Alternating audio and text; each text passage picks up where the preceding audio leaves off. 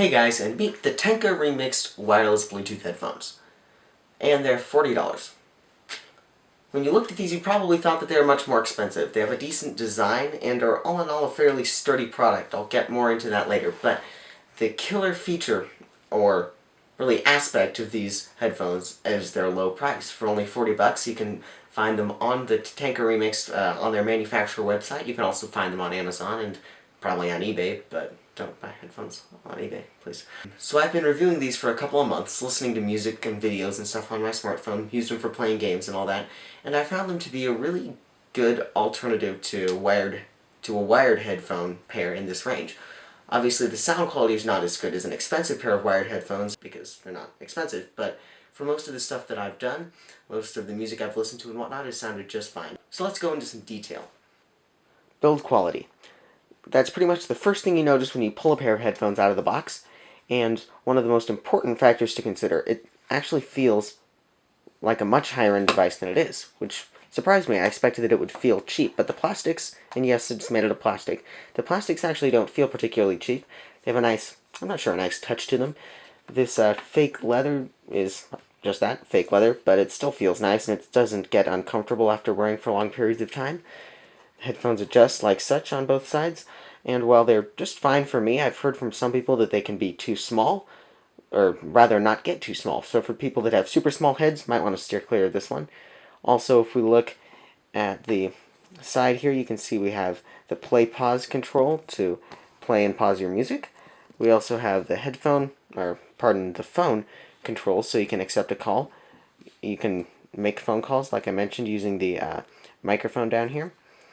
And this is the volume controller, obviously, but it also has the ability to skip tracks. So if you hold it down to one side, it'll skip the track forward and backwards. But if you merely tap it like this, then it'll just control the volume. Alright. That's about all for controls, but that's actually a surprising amount of controls if you compare that to what you'll see on a normal low-end pair of headphones. Pretty much all the controls that I needed, and the way that they're housed is actually quite convenient. So that's about it for build quality. It feels very, very good for something you'd get for $40, but it's definitely not up to the standards set by the latest high-end models. Sound quality. Now I'm really not sure how to demo that one, because I can't just let you listen to the headphones, because obviously the microphone that I'm using isn't extremely high quality. But anyways, these are fairly decent sounding, and I find them to be completely sufficient for watching videos and all that. For watching high-quality music, you probably will feel that they're not as powerful, not as loud, or quite as clear as the high-end models, as can be expected. But I think you'll only really notice this if you're coming straight from high-end models, because I've never really frequently used, that is, a pair of $200-300 headphones. So for me, it sounds perfectly fine. But if you're an audiophile, you're really interested in the sound quality, really don't buy any headphones for $40, because that's what you're going to get. Also, this headphone charges via a USB to headphone jack, 3.5mm headphone jack, which plugs into the headphone jack at the bottom here.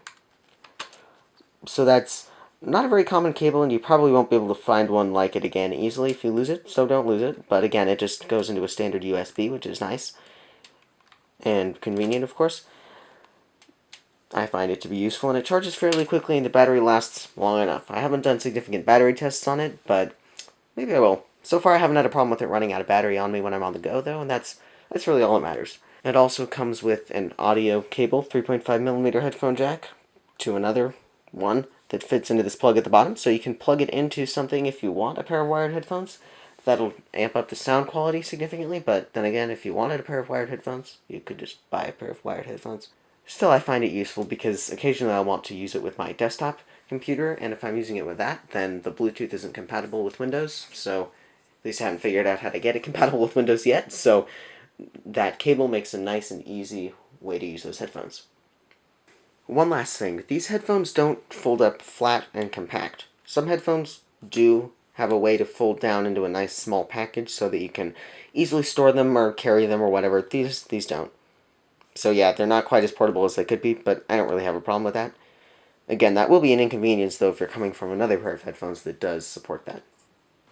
So there you have it, my take on the Tenqa Remixd wireless Bluetooth headphones. pretty much the best deal for headphones that you're going to find on the internet for right now, and for 40 bucks there's really no reason not to buy them. They're certainly sufficient for most of the things that you'll be doing with headphones, watching videos, playing games, etc., but for heavy-duty music listening you'll probably want something that's a little higher end. If you like this video, please click that like button. If you want to see more like it, click subscribe, and if you have something to say, leave it in the questions and comments below. Thank you all for watching, God bless, and I'll see you next time.